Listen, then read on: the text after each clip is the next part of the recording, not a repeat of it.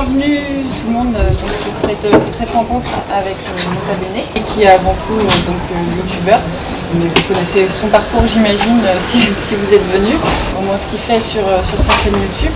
On l'a invité dans les bibliothèques de Rouen dans le cadre un peu des RNB Games, puisqu'on développe un fonds de consoles et de jeux vidéo qui sont empruntables d'ailleurs dans toutes les bibliothèques, si vous pouvez les faire venir.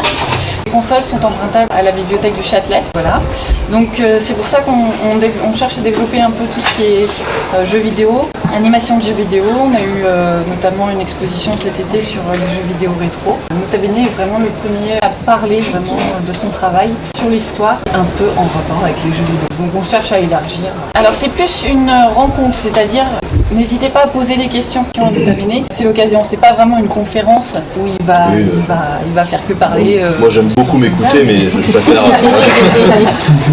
Mais moi je souhaiterais déjà que tu nous expliques ton travail, comment ça t'est venu de faire ça, de faire une étude sur l'histoire, quelle était ta formation, comment en es-tu arrivé là? Tout a commencé jadis, en 1988, quand je suis sorti du ventre de ma mère. Quelques années plus tard, après qu'un bac STI électronique, je suis allé en fac d'histoire, où j'ai passé 6 mois. Qui était 6 mois tout à fait intéressant, mais en fait j'ai arrêté cette fac d'histoire parce que j'ai rencontré une personne qui était réalisateur, et moi ma passion depuis que je suis tout petit c'est la vidéo, le cinéma, surtout hollywoodien d'action des années 80-90, et du coup j'ai pris la tangente et je suis parti sur des études audiovisuelles. Donc j'ai fait un BTS audiovisuel spécialisé dans l'image, donc tout ce qui est caméra, lumière. J'ai travaillé pendant un peu plus de 6 ans dans cette société de production avec la personne que j'avais rencontrée. On faisait des films dits institutionnels, donc c'est des films de communication pour des entreprises ou pour des musées ou des lieux de culture, de patrimoine. Donc c'est déjà un truc que j'avais un peu abordé à l'époque. On faisait aussi beaucoup de trucs sur la technologie. Et puis on avait un versant un peu docu-télé. Voilà, j'ai fait 2-3 docu-télé aussi pendant cette carrière de caméraman, monteur, où à la fin j'étais un petit peu réel. Déjà à partir de 2008, il y a eu la grande crise qui a frappé pas mal d'entreprises. Donc toutes les entreprises de la communication en ont pris un sacré coup dans l'aile. Et on a tenu jusqu'en 2014 avant de s'écrouler devant la ligne d'arrivée. Et donc en 2014, il a fallu que je cherche autre chose. Et à ce moment-là, je me suis dit, bon, j'ai 2 ans devant moi, j'ai toujours travaillé pour quelqu'un d'autre et j'ai concrétisé finalement les projets d'autres personnes, peut-être que je pourrais faire mes propres projets. Et j'avais pas forcément dans l'idée que ça devienne mon métier, je me suis dit que je pouvais faire quelque chose. Et à ce moment-là, j'ai un copain qui m'a montré sur YouTube certaines émissions. Axolot, Fossoyeur de film, il pensait les premières chaînes qui commençaient à avoir un petit peu de résonance. Je me suis dit que c'était vraiment cool ce qui se faisait là, parce que moi qui suis beaucoup attaché aussi à toutes les questions de culture populaire et tout, je me suis dit bon, ça peut être un bon moyen de véhiculer de la connaissance. J'ai cherché une émission d'histoire parce que j'étais toujours intéressé un petit peu par cette histoire que j'avais commencé en fac d'histoire, même si j'étais pas un gros passionné. J'en ai pas trouvé, donc je me suis dit que c'était l'occasion de créer ma propre émission finalement d'histoire sur YouTube, pour plusieurs raisons. Il y avait tout d'abord l'envie de faire mon propre programme, de m'essayer à l'écriture, chose que j'avais jamais vraiment faite, et à la présentation, truc que j'avais jamais vraiment fait non plus. D'ailleurs, si vous regardez mes premières vidéos, vous verrez que j'étais pas forcément très à l'aise.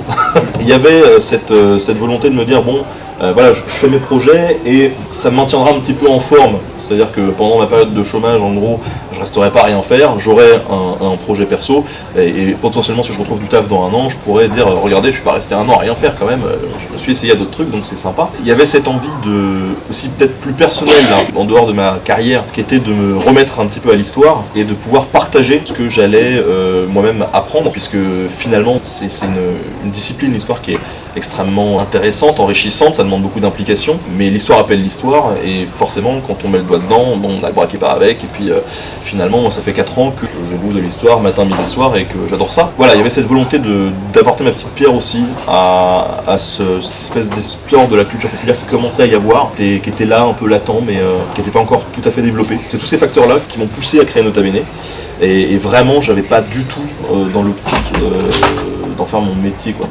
C'est-à-dire que, comme tout le monde, quand on se lance sur YouTube, on a envie que les vidéos soient vues. Maintenant, je pense que la plupart des gens ne sont pas trop naïfs. Enfin moi en tout cas, quand je me suis lancé, je me suis pas dit ok c'est bon, dans 1 an c'est mon taf. Ça a été plutôt une surprise de voir que ça a plu dès le début. Au début je l'ai dit, il y avait une volonté de me remettre un peu dans cette histoire et de partager avec le public. Cependant, c'était quand même une émission qui était beaucoup plus axée sur le divertissement. C'était vraiment une émission de divertissement historique qui s'est transformée au fur et à mesure du temps en émission d'histoire divertissante. Ce n'est pas vraiment la même chose. dans l'approche. Et c'est aussi normal puisque moi qui avais quitté la fac au bout de 6 mois, j'avais quelques petites bases en histoire, mais j'avais pas non plus les réflexions que peuvent avoir des gens qui travaillent dessus depuis 5, 6 ans, 7 ans, ou dans ce métier, parce que finalement il y a beaucoup de questions très profondes, que ce soit sur les sources, sur la société, sur tout ce qui nous entoure, qu'on se pose quand on travaille sur la thématique de l'histoire. C'est pas des questions que j'avais forcément en tête au début. C'est vrai que moi je me suis dit j'ai envie que les gens puissent s'intéresser à l'histoire, mais j'ai surtout envie qu'ils puissent se marrer, et c'est comme ça que je me suis fait connaître avec les vidéos sur les morts insolites des rois, les sports extrêmes dans l'histoire, les trucs.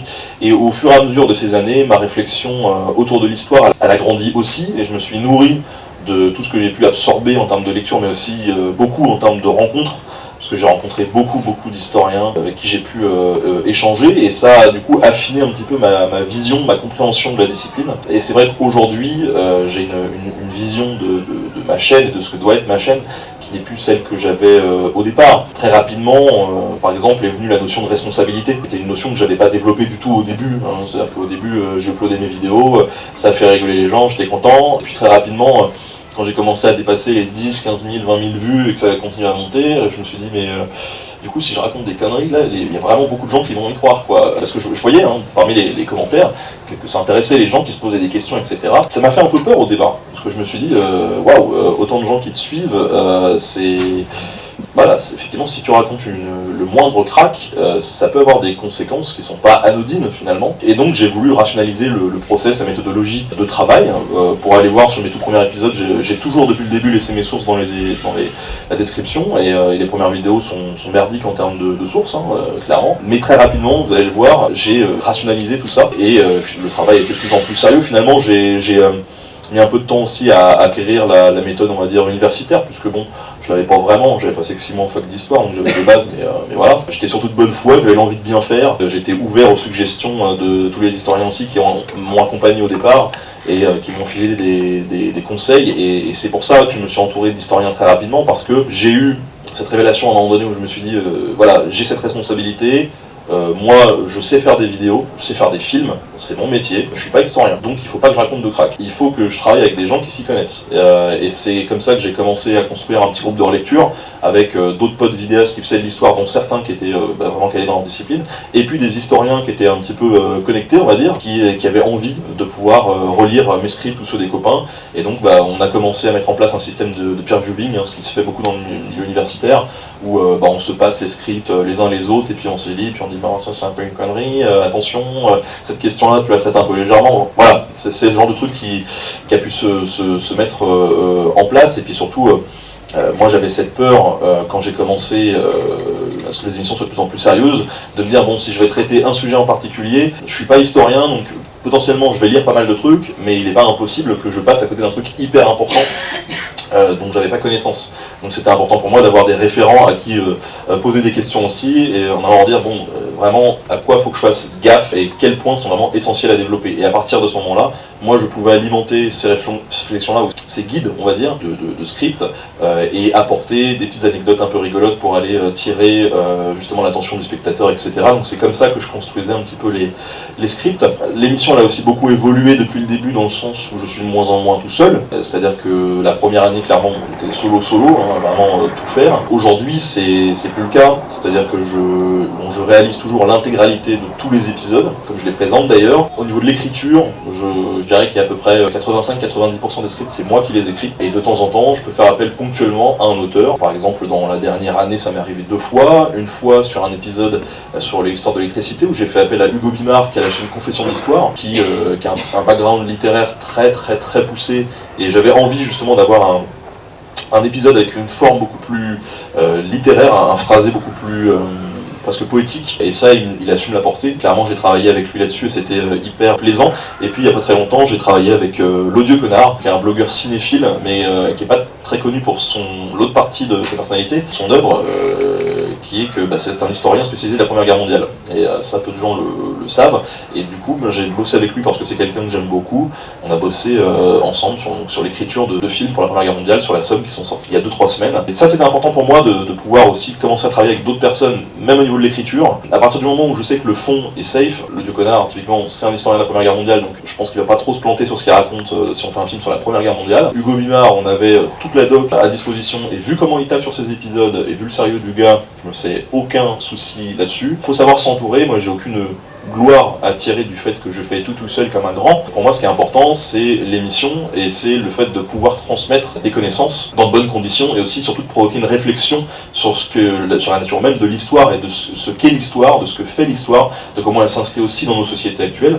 Moi, c'est tout ça qu'aujourd'hui que j'ai envie de transmettre. Je pense que un travail de groupe, c'est quand même mieux quand on fait ce genre de choses. Puis surtout, moi, j'avais toujours cette peur aussi, c'est de se dire si je fais tout seul tout le temps, est-ce qu'à un moment donné, je vais pas me partir dans la mauvaise direction entre guillemets et pas voir que je fonce dans le mur ou voilà ou m'enfermer dans un format spécifique ou voilà. Le fait d'être plusieurs, ça permet quand même d'interagir ensemble et de poser les choses et puis de se nourrir les uns les autres. Typiquement aujourd'hui sur tous les projets reportages qu'il y a sur la chaîne, il y a un cadreur, un ingénieur du son. Donc ces deux-là me suivent. Moi je suis cadreur de formation et très tôt quand j'ai commencé finalement à faire ces reportages-là, en ayant un cadreur avec moi, je me suis dit mais en fait je vais être insupportable pour ce cadreur-là parce que ayant été cadreur, je vais pas arrêter de lui dire ouais tu fais ci, fais ça, machin et tout. Donc très rapidement, j'ai fait 1 ou 2 tournages comme ça et après je me suis dit c'est plus possible.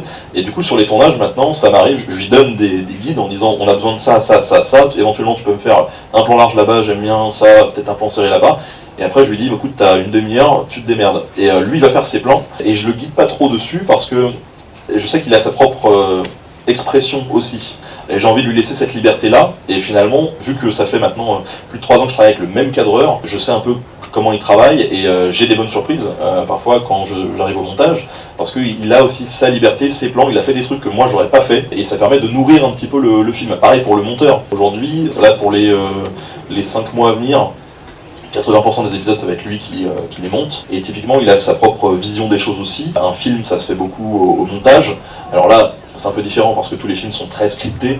Moi à partir du moment où je finis mon script, je sais presque à quoi il va ressembler à l'image près avant même de l'avoir tourné, mais lui il arrive à rajouter des petits trucs de montage parfois auxquels moi j'aurais pas pensé, et je trouve ça bien parce que ça vient nourrir l'émission, ça apporte un peu de diversité, ça permet de ne pas se faire chier aussi de mon côté, et puis ça permet de proposer une expérience un peu plus riche au public qui suit l'émission tout simplement. Donc voilà, cette progression de la chaîne au fur et à mesure où finalement de tout seul, aujourd'hui de plus en plus je travaille avec des équipes, je travaille de plus en plus pour des institutions, des départements, des musées. Cette année ça m'est arrivé 1 ou 2 reprises de travailler pour des privés, mais ça je le fais quand même moins, c'est-à-dire que là j'ai travaillé pour une coopérative de filière agricole maïs, et là à la fin du mois je vais avoir un épisode sur l'histoire des banques qui est sponsorisé par la Caisse d'épargne. On juste dit on veut que tu fasses un truc sur l'univers de la banque parce que nous on fait notre bicentenaire mais t'es même pas obligé de parler de la Caisse d'épargne.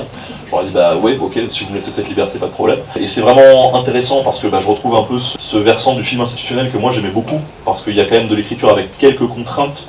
C'est-à-dire que quand il y a un département qui vient nous voir ou un client en général, il a envie de promouvoir un truc en particulier, et après c'est à moi de voir comment est-ce que je peux le faire, mais dans de bonnes conditions, en apportant une vraie plus-value sur le fond de la vidéo, avec beaucoup d'informations historiques, et de faire ça bien. Typiquement pour des départements, par exemple, on a des départements qui vont me dire, voilà, c'est vrai que nous on a tel lieu, ils sont pas très mis en valeur, franchement on a peur qu'ils crèvent à long terme parce qu'il n'y a personne qui va les visiter, alors pourtant ils sont intéressants, ils ont du potentiel.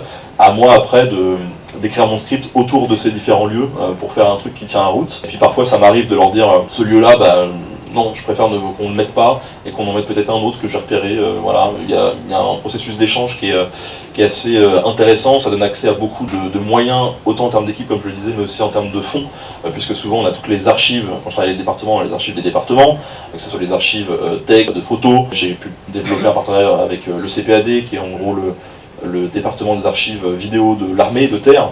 Donc pour tous mes reportages Première Guerre mondiale, j'ai des images d'archives qui sont, c'est pas des images qu'on va retrouver facilement sur Google. C'est vrai qu'un des biais sur YouTube qui est un peu chiant, c'est le respect du droit d'auteur qui est plus du tout aujourd'hui très, très adapté aux usages modernes de la création. Et typiquement, moi je me sers beaucoup dans les fonds, on va dire, libres, comme Wikimedia, ou voilà, qui sont des fonds qui sont quand même très très denses, mais si vous regardez beaucoup de vidéos YouTube, vous voyez quand même souvent les mêmes images revenir, et là le fait de pouvoir travailler directement avec des départements, ça permet d'avoir des ressources à montrer qui sont un peu uniques entre guillemets, parce que c'est des trucs parfois qu'on exhume un peu quoi. Là typiquement je travaille avec un département, le gars il me dit ouais on a un fond photo, t'inquiète pas ça va être génial, je fais ouais tu peux me les envoyer, que je regarde ce que ça donne, il me dit ah non mais on n'a pas les fichiers numériques, on les a en vrai quoi, donc il va falloir qu'on scanne toutes les photos pour ensuite les intégrer à l'intérieur du film, et ça c'est cool parce qu'on va leur donner une seconde vie numérique finalement à toutes ces photos là. Il y a un enrichissement je trouve des vidéos avec le temps qui moi me plaît beaucoup finalement, parce que je retrouve ce plaisir de travailler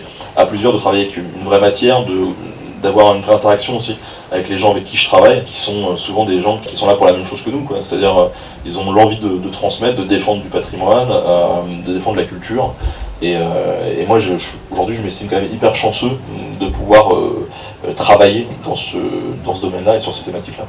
Très intéressant. Comment en es-tu venu parce que nous c'est un peu sur cette base, sur la base de la série d'Arte qu'on avait eu l'idée de t'inviter pour les jeux vidéo. Est-ce que c'est Arte qui t'a contacté pour faire quelque chose entre les jeux vidéo et histoire? Et est-ce que toi tu avais un regard avant qu'Arte te demande de travailler là-dessus, est-ce que tu avais un regard critique sur l'histoire et les jeux vidéo? Ou est-ce que tu as approfondi le sujet? Comment ça s'est passé en fait, ton approche de ce rapport entre jeux vidéo et histoire? Arte ils sont venus me voir, je sais plus si c'était fin 2015, début 2016, je sais plus exactement. À l'époque il y avait la plateforme Arte Créative qui aujourd'hui n'existe plus, Arte FR tout court, en même temps ils changent tous les 6 mois de l'animation. Et ils m'ont dit voilà on aime bien ce que tu fais sur internet, on pense que tu as une vraie vision d'auteur et tout, on aimerait bien que tu fasses une série pour nous, mais après libre à toi de faire ce que tu veux, on te laisse vraiment carte blanche, qu'est-ce que tu as envie de faire, et surtout que tu n'as pas fait sur ta chaîne. Et ça c'était important, ils m'ont dit on veut pas que tu fasses un truc qui pourrait être sur ta chaîne, parce qu'on voit pas l'intérêt, sinon tu le fais sur ta chaîne quoi, nous on n'aura pas de plus-value à apporter à ton projet. Donc là j'ai bien réfléchi et je me suis dit bon, voilà, je bouffe cette histoire matin midi soir que j'adore, et en même temps je suis un très très très gros gamer depuis que je suis tout gamin, donc directement, je crois que honnêtement le repas a duré 2 heures, mais peut-être au bout de 1 minute 30 j'avais déjà le sujet et je lui disais ok histoire jeu vidéo, ça s'est imposé vraiment naturellement, il n'y a pas eu beaucoup à réfléchir là-dessus, et tout de suite il m'a dit ok banco c'est génial, on fonce. Maintenant est-ce que j'avais une vraie réflexion sur le sujet avant? Pas trop. Moi ça m'intéressait justement qu'on me donne les moyens de me lancer dans cette investigation là quoi. J'avais un regard un peu critique quand même, parce que j'avais déjà un format sur ma chaîne qui comparait notamment le cinéma, qui essayait de parler entre cinéma et histoire, et finalement je n'avais pas exclu à l'époque de le faire aussi pour le jeu vidéo, mais pas dans ce format-là. C'est-à-dire que si je l'avais fait sur ma chaîne, j'aurais fait ce que je fais avec les films, c'est-à-dire me servir vraiment du jeu vidéo comme d'un prétexte pour parler d'histoire. Finalement, donc, ce qu'on a fait tout à l'heure en atelier, c'est vraiment ça en fait. C'est-à-dire que là, lundi, j'ai une vidéo qui sort sur Assassin's Creed Odyssey, qui est sponsor par Ubisoft. C'est un road trip qu'on a fait en Grèce autour de lieux qui sont reconstitués dans le jeu, et vraiment en fait la vidéo finalement parle très peu du jeu en tant que tel, elle va surtout parler d'histoire quoi, et on se sert vraiment du prétexte du jeu pour parler d'histoire, comme je faisais avec Harry Potter, Star Wars, tous ces trucs là. La série c'est pas vraiment ça, c'est un truc un peu plus méta quoi, on est vraiment sur l'utilisation, la représentation de l'histoire dans le jeu vidéo, et de comment cette histoire peut être utilisée de différentes manières. Et donc là, à travers toute la série, on balaye tout un tas de thématiques, les clichés dans les jeux vidéo, la religion, est-ce qu'on peut faire un vrai jeu histo aujourd'hui? Donc ça qui est une question qui est facilement tranchée, puisqu'en fait non, on peut pas. Mais donc on prend 2 jeux, on prend d'un côté Assassin's Creed, qui prend quand même pas mal de liberté, mais qui pourtant, à un moment donné de la vie de sa licence, se présentait comme le jeu historique, machin. Et puis un autre jeu qui était Kingdom Come Deliverance, qui lui justement s'est positionné sur un créneau vraiment, on essaye d'être au plus proche de l'historique, et puis finalement on s'aperçoit que même eux doivent faire des concessions pour le jeu, pour les besoins de gameplay, parce que ça ne serait pas réalisable. Et puis on aborde des questions un peu plus sur la consommation du jeu aussi, c'est-à-dire et sur les messages que ça peut véhiculer, par exemple sur la propagande dans les jeux vidéo, mais de la propagande qui n'est pas forcément de la propagande consciente non plus. Il y a du jeu vidéo qui fait de la propagande en mode on est les ricains, on est les plus forts, et puis il y en a d'autres qui reproduisent un modèle dont ils sont issus. Donc on a une reproduction par exemple du modèle capitaliste à l'intérieur des jeux vidéo qui est genre omniprésent, mais pas sûr que ça soit un truc très conscient chez le développeur qui développe son jeu, c'est-à-dire que lui il vit dans cette société-là, donc il la reproduit, et puis c'est tout. Mais on a aussi des réflexions sur l'outil qui peut servir de réception, de véhicule pour un message qui peut faire du bien, et c'est à ce moment-là que j'ai réfléchi au fait de pouvoir exorciser des traumatismes historiques à travers le jeu vidéo. Le fait est que pour cette série, on m'a imposé des formats. Je ne pouvais pas faire des films de 20 minutes, je pouvais que faire des films de 7-8 minutes, ce qui fait qu'il y a dans pas mal de films, de temps en temps je me battais un peu avec la prod en disant mais s'il vous plaît, on peut rajouter quelques minutes, parce que en fait j'avais beaucoup de trucs que je voulais aborder et que j'ai pas pu aborder parce qu'on n'avait pas le temps, ou même parfois j'arrivais à faire un 8 minutes et ils me disaient ouais mais là c'est beaucoup trop condensé, il faut qu'on aère le discours, donc il faut que tu vires telle partie. J'étais en mode non. Ce qui fait que ce que certains qui sont déjà calés en histoire ont peut-être reproché à la série, c'était d'être un peu trop parfois légère, de pas aller vraiment trop en profondeur. Et je suis vraiment d'accord sur ces réflexions-là. Après, je suis quand même très content de la série parce que je trouve que justement, elle arrive à s'adresser à un public extrêmement large et que même des gens qui sont totalement allergiques aux jeux vidéo, qui touchent pas les jeux vidéo, comprennent un peu les enjeux qui se dégagent sur les différentes thématiques. Donc ça, je pense que c'est bien. Mais en tout cas, sur le traumatisme historique, voilà, on parle de la Seconde Guerre mondiale, de comment elle est représentée, de la guerre du Vietnam, mais on parle aussi des traumatismes nucléaires, Tchernobyl, Hiroshima, Nagasaki, et de pourquoi on arrive à parler de certains traumatismes et pas d'autres. Et donc là, j'évoque la question forcément qui est le point Godwin français de la guerre d'Algérie, sur pourquoi il n'y a pas de jeu finalement sur la guerre d'Algérie. Et donc là, ça embranle tout un discours sur la société elle-même et sur la vision qu'elle a de sa propre histoire, de ce qu'on assume ou pas collectivement, des plaies qui se sont ou pas refermées au sein de nos sociétés. Comme on l'a vu il y a quelques jours, hein, non mais là, bon, il a été con. Voilà, en tout cas c'était un moyen, cette série, de pouvoir changer et finalement de pouvoir faire un véritable taf de recherche, mais pas dans le sens, parce que je fais des recherches pour mes épisodes, scientifiques ou universitaires. Et je pense que ce qui m'a plu vraiment sur ce projet-là, c'était que peut-être pour la première fois là, j'allais débroussailler un terrain où il y a des gens, j'ai pas inventé l'eau chaude, hein, il y a des tas de gens qui ont commencé à taffer sur le sujet, mais j'ai commencé à développer une vraie réflexion, que j'ai été sourcé, où j'ai mené des entretiens avec plein de spécialistes, machin, et donc ça se rapproche, à mon sens, ce que j'ai fait au départ, d'un travail qui se rapproche du travail universitaire, et c'est en ça que j'ai été vraiment très fier de cette série aussi, parce que je me suis dit, bon, j'ai pas la sensation qu'il y ait une autre série là actuellement sur le marché audiovisuel qui avait abordé ce genre de questionnement, et même si on reste un petit peu à la surface de l'eau, on a quand même initié ces thématiques-là, et je trouve ça intéressant même sur la nature même du jeu vidéo, puisqu'il y a un épisode qui est dédié à l'Uchronie. On prend l'histoire, et puis à un moment donné, il s'est pas passé ce qui s'est passé, donc on arrive vers une autre histoire finalement. Hitler qui a gagné la guerre, ce genre de truc. Et moi, ça m'a amené à une vraie réflexion sur la nature même du jeu vidéo en tant que tel, en me disant, mais en fait, le jeu vidéo, par essence, c'est uchronique. C'est-à-dire que même un jeu histo de stratégie, par exemple, comme moi je joue beaucoup à Medieval Total War, qui nous ont des scénarios de bataille historiques, donc on lance la partie, il nous met les unités comme elles étaient à peu près à l'époque, machin et tout, et ils te disent, bon voilà, c'est la bataille historique avec les vrais rapports de force, et il s'est passé comme ça à l'époque, machin, très bien. Sauf qu'à partir du moment où tu appuies sur Play, t'as la dimension aléatoire des choix de l'ordinateur et de tes choix qui font que ça va modifier, quoi qu'il arrive, l'histoire. Donc on ne peut pas reproduire cette histoire dans un jeu vidéo, puisque vu qu'on est actif dans le jeu vidéo, à partir du moment même où on appuie sur le bouton play, ça devient une uchronie, quoi. Donc il y avait ce côté tout méta, un petit peu philosophique qui ressortait derrière et qui était assez drôle finalement à analyser. L'Uchronie, elle est un petit peu à double tranchant finalement, parce les développeurs peuvent insérer leur propre vision idéologique à l'événement historique. Donc est-ce qu'il n'y a pas un danger à développer ce biais de l'Uchronie dans le jeu vidéo, mais dans tout récit finalement, puisque l'Uchronie, ça vient de la SF aussi, de la science-fiction. Est-ce que tu en penses, cet aspect? On est dans la culture du remix aussi quelque part. Chacun y met un petit peu de sa vision, on s'éloigne de la véracité historique. C'est peut-être le danger. Moi je trouve pas, parce que pour moi on a... Peut-être que l'Uchronie, en plus à partir du moment où elle s'assume comme une Uchronie, alors oui elle peut faire passer des messages politiques et voilà, mais je veux dire, un jeu qui se revendique historiquement fidèle et qui le trafique aussi un petit peu, peut faire aussi passer des trucs et ça peut faire encore plus mal, parce que justement la personne se dit bon, c'est pas une uchronie, on présente ça comme de la vraie histoire. L'Uchronie c'est aussi un espace d'expression. Moi je pense que c'est vachement intéressant pour comprendre justement comment se crée l'histoire, et une bonne uchronie, c'est une uchronie qui quand même, qui demande énormément d'efforts pour être crédible. C'est en ça que l'Uchronie pour moi est assez intéressante. Après, plus dangereuse que voilà qu'un autre jeu, bon, honnêtement je sais pas. Moi je pense que le jeu c'est aussi ce qu'on en fait et comment on le reçoit, c'est-à-dire que comme toute œuvre, il y a l'intention du créateur, et puis il y a la façon dont on la reçoit, qui sont deux choses totalement différentes et complémentaires. Et je sais plus qui disait que...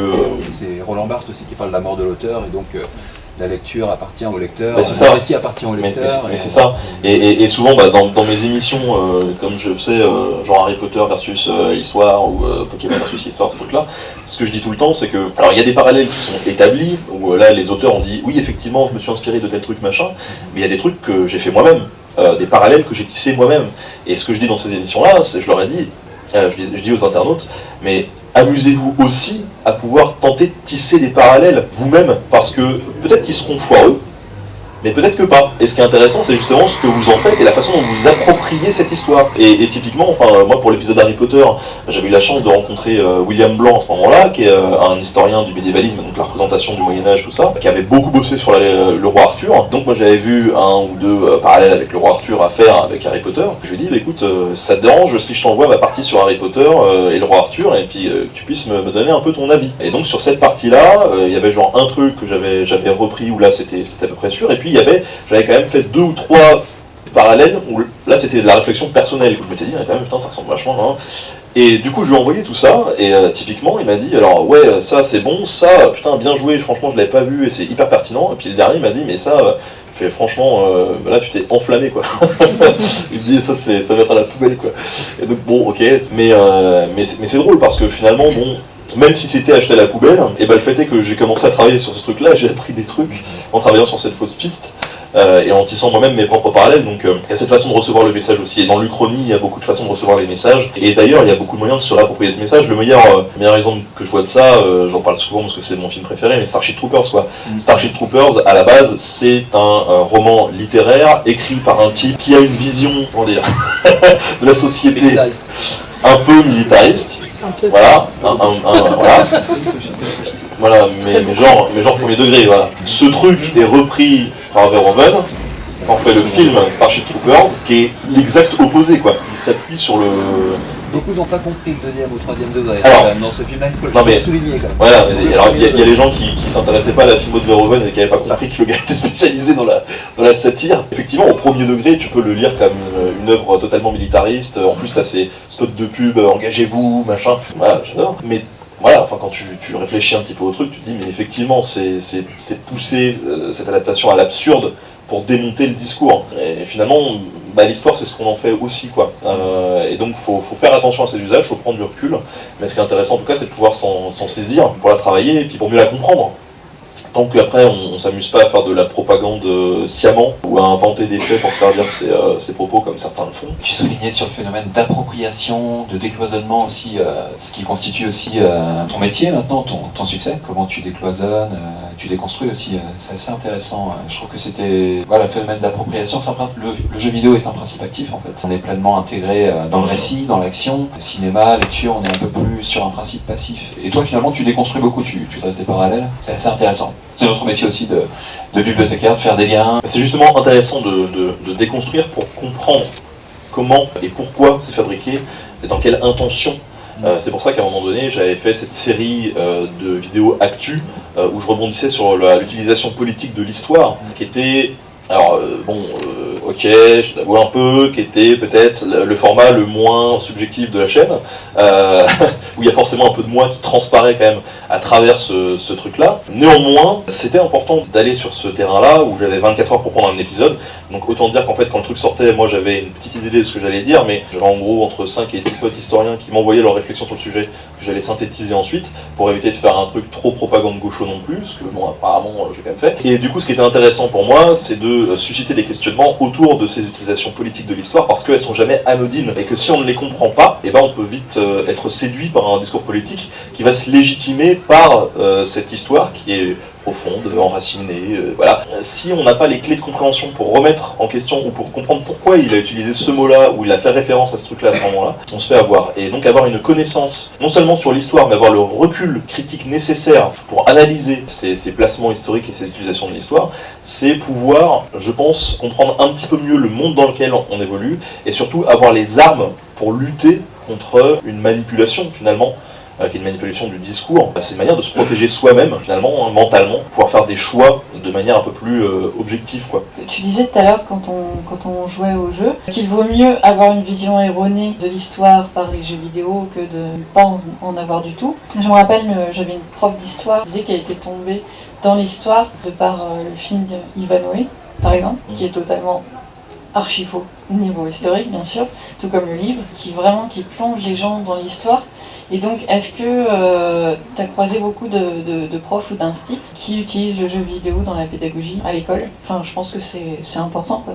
Ça permet vraiment de les intéresser. Ne pas utiliser le jeu vidéo pour dire voilà, c'est comme ça que c'était, mais déjà leur donner un aspect esthétique, et puis justement corriger un peu l'histoire que présente le jeu vidéo.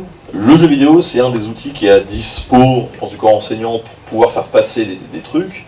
C'est pas la solution miracle du tout, et il y a encore beaucoup d'obstacles qui s'opposent à la démocratisation du jeu vidéo en cours. Et alors il peut y avoir par exemple le matériel, tout simplement, parce que ça coûte des thunes, Il y a les compétences aussi du professeur, parce qu'il y a beaucoup de professeurs qui ne sont pas joueurs, hein, tout simplement. Donc pouvoir utiliser l'outil jeu vidéo quand on n'est pas joueur, c'est compliqué. Il faut avoir une vraie démarche d'apprentissage, c'est-à-dire que c'est pas en foutant un gamin devant un jeu vidéo qui va apprendre quelque chose, c'est en l'accompagnant justement dans la consommation de ce jeu et en analysant ensemble ce qui peut en être retiré, c'est-à-dire en faisant une séance de débrief par la suite. Et puis, il y a un des obstacles aussi quand même qui se dresse là-dessus, c'est que certes, il y a des profs qui jouent pas au jeu, mais il y a aussi des gamins qui jouent pas au jeu. Et en fait, il y en a plus que ce qu'on pense. Et moi, j'avais été assez halluciné quand j'avais été filmé dans la classe de Romain Vincent, qui tient la chaîne Jeux Vidéo Histoire, qui est prof d'histoire en collège et qui utilise le jeu vidéo. Quand les élèves levaient la main, quand on disait mais qui ne joue pas aux jeux vidéo? Et en fait, il y en a plein qui levaient la main et ils disaient mais en fait, je m'en fous des jeux vidéo, quoi. Et ces gens-là, si tu leur mets, même si tu as les moyens de leur mettre Assassin's Creed chacun pour qu'ils puissent s'éclater pendant une demi-heure, ceux qui ne jouent pas aux jeux vidéo, je suis pas sûr qu'un pad, en 10 minutes, ils arrivent à tout maîtriser, quoi. Pour moi, c'est, on va dire, c'est presque inné quand je reçois un jeu ou une nouvelle console, en 3 secondes, c'est bon, j'ai compris, je sais comment ça marche. Mais en même temps, je joue au jeu depuis que j'ai 4 ans. Quelqu'un qui a jamais joué aux jeux vidéo, c'est compliqué quand même. Donc il y a ça qui peut s'opposer un petit peu. Moi, je me dis, faut se méfier un petit peu. C'est pas la solution miracle, c'est une solution parmi d'autres. Il faut qu'elle soit quand même bien utilisée et donc que le professeur est bien préparé son cours à l'avance, bien préparer le débrief, et ça ils le font, quoi. Clairement, ceux qui utilisent le jeu savent le faire. Après, j'aimerais rebondir un peu sur ce que tu disais avant. Il faut mieux avoir une connaissance biaisée que pas du tout, ce que j'ai pu évoquer tout à l'heure. Je critique, souvent ouvertement, sur les réseaux, les actions de Berne, que je trouve moins graves que celles de Deutsch, par exemple. C'est relou parce qu'en ce moment je fais beaucoup d'interventions médiathèques et à chaque fois je lui casse du sucre sur le dos, du coup je me dis quand ça va être retransmis, vu que le gars a l'air un peu obsessionnel sur Twitter, voilà. Non mais ce qui est intéressant quand même, c'est que j'ai beau lancer des pics, des choses comme ça, parce qu'on n'a pas la même vision entre guillemets de ce que doit être l'histoire ou de la façon dont elle doit être racontée. Là je parle surtout de Berne, mais parce que le type je pense que c'est un vrai passionné, et surtout, je l'ai rencontré 1 ou 2 fois, donc c'est pas mon pote, hein, j'ai parlé 10 minutes avec, mais le peu que j'ai parlé avec lui, le gars a l'air extrêmement intelligent, extrêmement investi dans ce qu'il fait. Je pense que c'est un type qui est de bonne foi, quoi. C'est juste que son histoire à lui, c'est l'histoire des froufrous, c'est l'histoire des machins, et il est très fort là-dedans. Et moi, c'est pas la vision que j'ai envie de propager. Et là, quand j'étais au rendez-vous de l'histoire de Blois, qui est vraiment le rendez-vous des académiciens, des universitaires, machin, qui font plein de conférences, honnêtement, quand je tournais un petit peu dans les salles, ça faisait... t'avais au moins une blague Berne à chaque conférence de la part de tout le monde, quoi. C'était un peu... Voilà. Et moi, en fait, pour une fois, j'en ai pas fait, et j'ai même pris sa défense. Parce que, mine de rien, il intéresse quand même des gens à l'histoire. Et s'il y a des gens qui s'intéressent à l'histoire par cette porte-là, qui est l'histoire froufrou-paillette, peut-être qu'après ils vont s'intéresser à autre chose de cette histoire et qu'ils vont découvrir d'autres versants de cette histoire. Et je suis assez persuadé qu'il y a plein de gens qui vont s'arrêter à ça, et qui du coup vont avoir une vision biaisée, donc ça fait chier, mais il y a pas mal de gens qui vont continuer aussi, qui vont peut-être développer un intérêt. Et clairement, moi j'ai un pote qui est astrophysicien, un pote, une connaissance, et qui disait, moi, ce qui m'a intéressé à l'astrophysique et qui fait qu'aujourd'hui je suis astrophysicien, c'est les Bogdanov.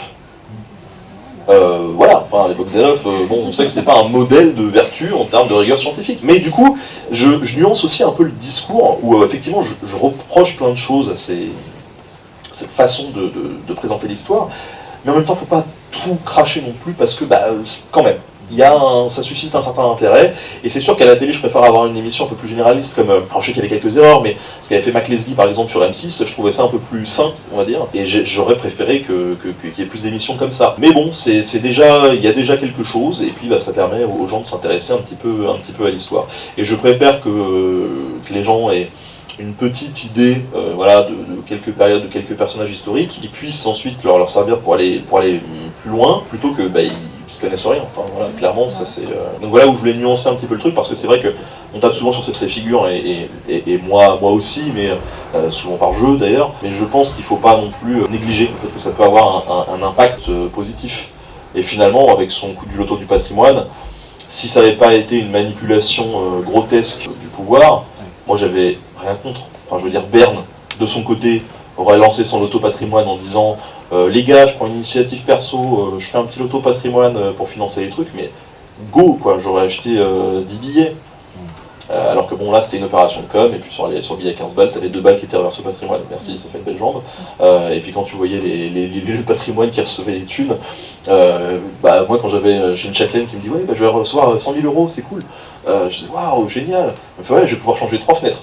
C'est tout, parce qu'en fait, une fenêtre dans un bâtiment historique, ça coûte 30 000 balles, parce qu'il y a des trucs à respecter qui font qu'il y a un savoir-faire, quoi. Donc c'est vrai que c'est un petit peu rageant de voir après cette situation-là, mais faut pas jeter bébé avec l'eau du bain, comme dit la célèbre formule. Vous avez des questions? Oui, il ne faut pas hésiter à intervenir.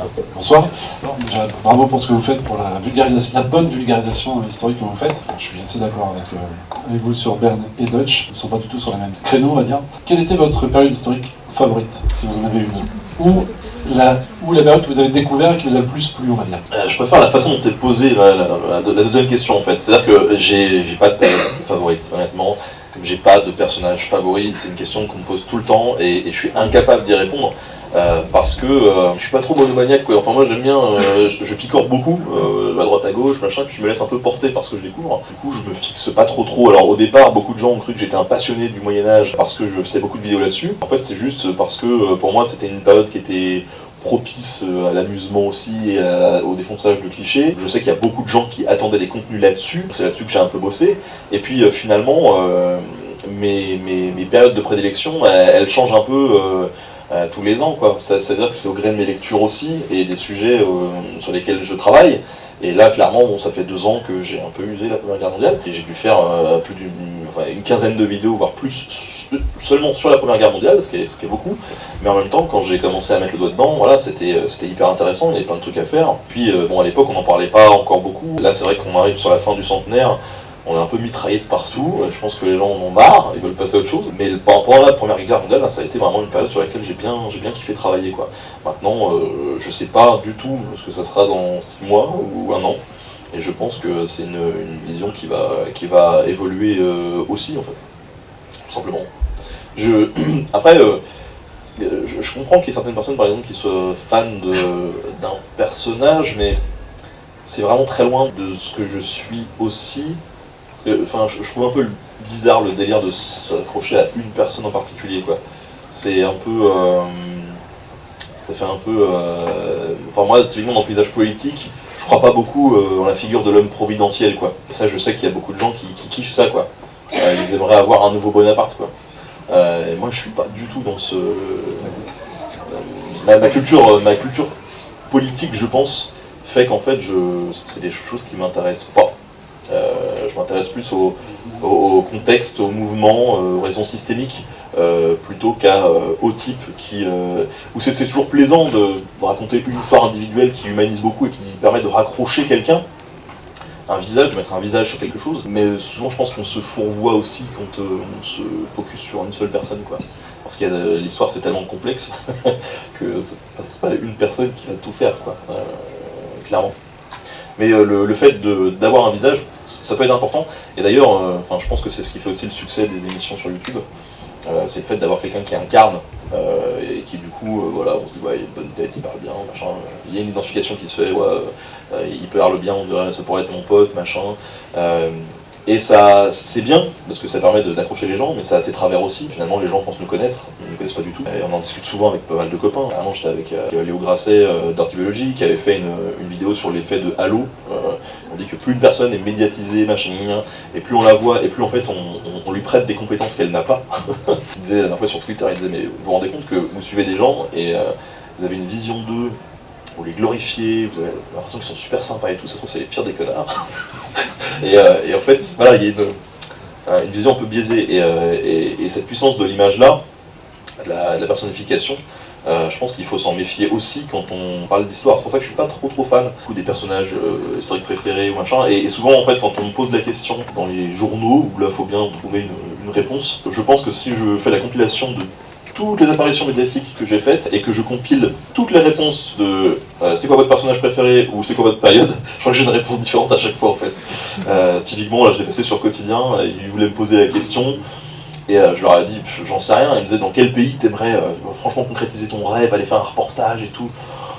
J'étais là en mode, je sais pas, parce qu'en fait, typiquement, moi quand je reçois une proposition et qu'on me dit tu vas aller visiter un gars qui fait de la poterie comme au 18e, machin et tout, moi je suis excité à l'idée d'aller faire ça. Du coup, rien que ça déjà c'est un gros kiff pour moi, et je me dis pas oh j'aurais préféré plutôt aller voir un ancien cimetière mérovingien. Je suis très content de ce que je fais. Je pense que faut être un peu terre à terre, et là en l'occurrence Quotidien j'avais sorti ouais la muraille de Chine, ça pourrait être sympa d'aller faire un truc là. Moi j'ai toujours rêvé d'aller en Chine parce que je pense que c'est un beau pays à découvrir, et typiquement ils m'avaient envoyé les questions avant pour préparer l'habillage.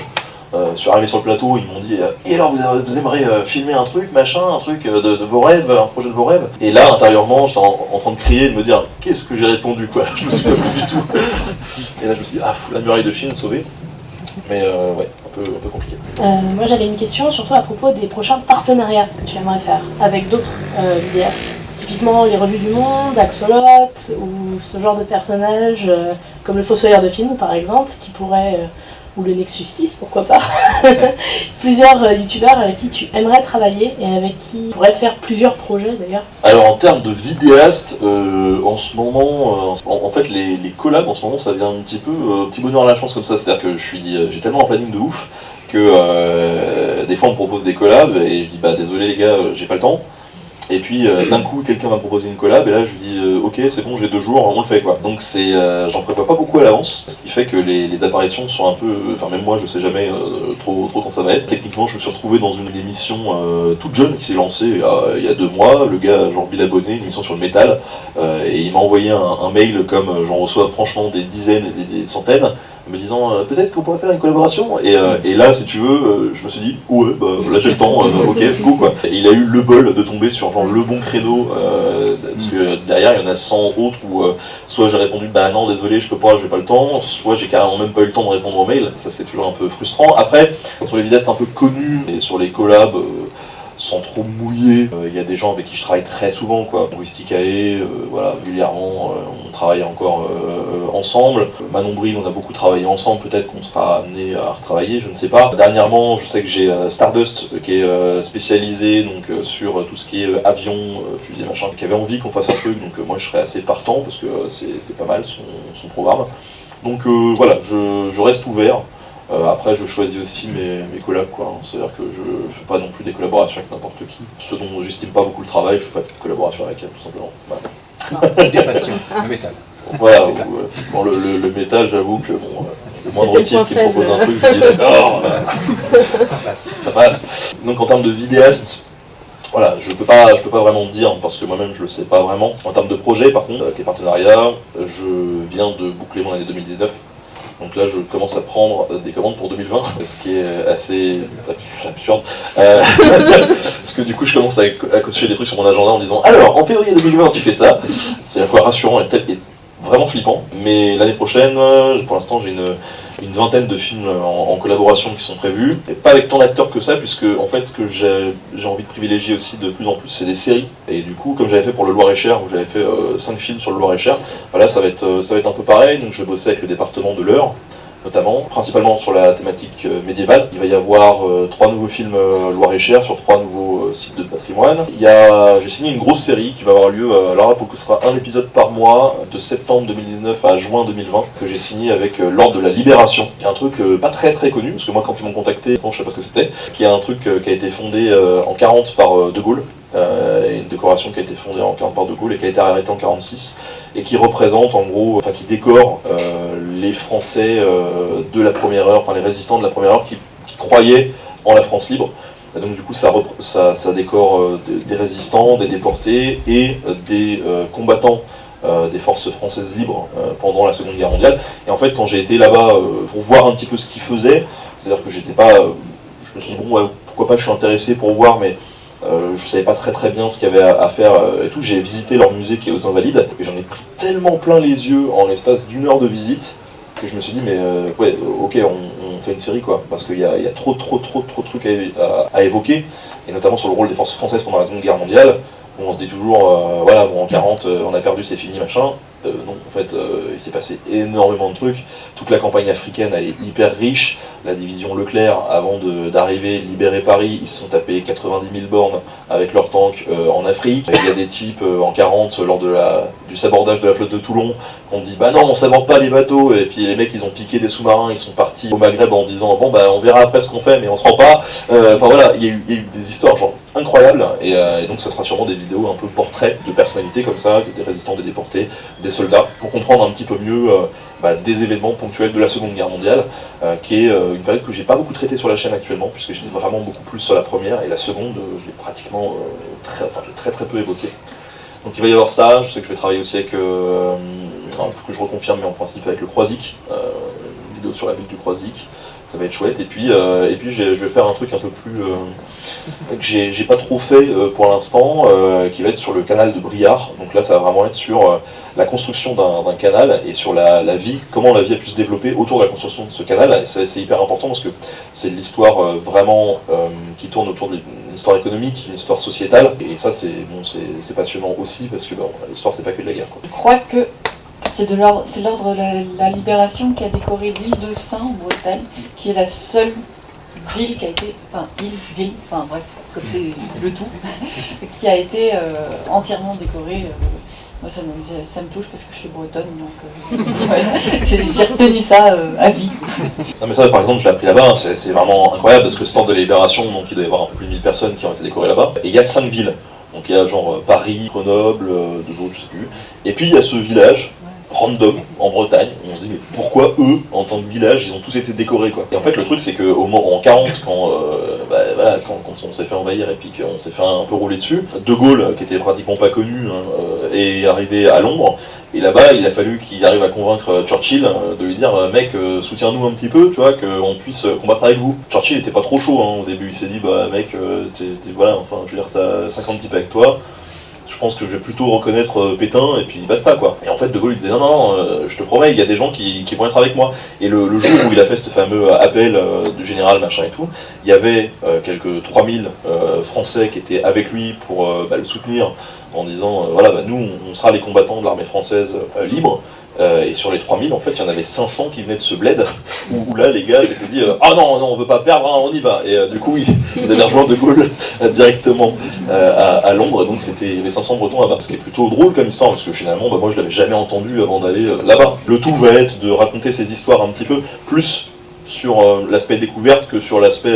Enfin moi c'est ce que je leur ai dit, parce que lors de la Libération c'est un ordre qui est géré aussi par l'armée, c'est-à-dire que j'ai été rencontrer le général, bonjour général, comment ça va. J'ai rencontré l'armée de terre plusieurs fois qui m'ont proposé de travailler avec eux. Et moi j'ai toujours été clair avec eux, pour l'instant ça s'est jamais fait. J'ai pas envie de faire un truc à la Thibaut InShape quoi. C'est-à-dire que mon but à moi, c'est pas que à la fin de la vidéo, la personne s'enrôle dans l'armée.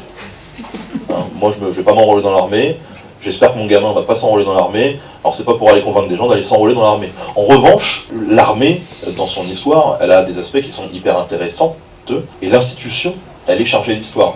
Et je trouve que c'est très important de pouvoir aussi passer cette histoire-là. Donc revenir sur des batailles comme Bir Hakeim, des choses comme ça, c'est hyper important. Et si une collaboration avec cet ordre de la Libération me permet de faire des vidéos sur ce genre de thématique, et banzai, faisons-le parce que c'est hyper intéressant. C'est juste que je ne ferai pas la propagande et je dirai pas engagez-vous dans l'armée à la fin de ces vidéos-là. Ça ne veut pas dire qu'il faut ne pas travailler avec eux, parce que l'armée c'est aussi, c'est aussi très important.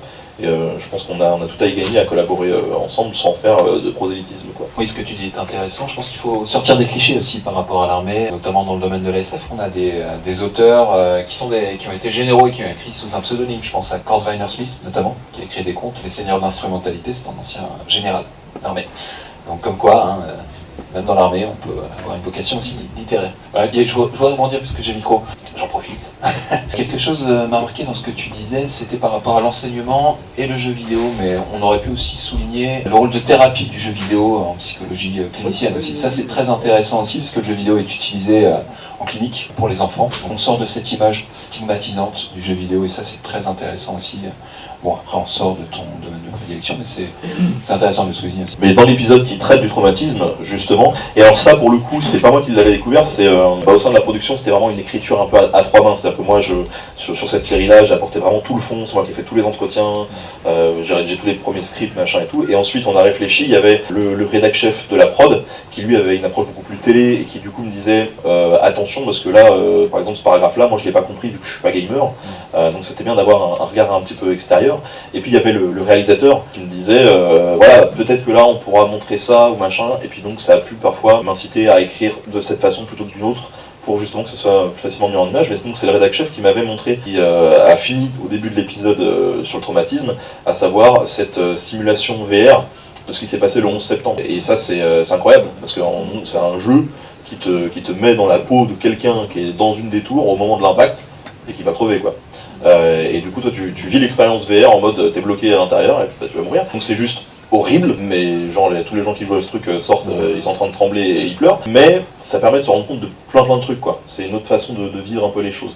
Et effectivement bon, ce jeu vidéo il peut être utilisé pour plein de trucs, hein, que ce soit pour guérir des blessures, peut-être, enfin tenter d'accompagner un processus de soins sur des traumatismes un petit peu violents, un petit peu profonds, ou tout simplement des phobies plus terre à terre, hein, genre je pense aux araignées, les portes du vide, des choses comme ça. Maintenant on peut faire des trucs vraiment cool avec la VR. En tout cas, le jeu vidéo, on en parlait tout à l'heure, ce qui est sûr c'est que on a l'impression que par rapport à d'autres médias, il est encore critiqué beaucoup trop facilement.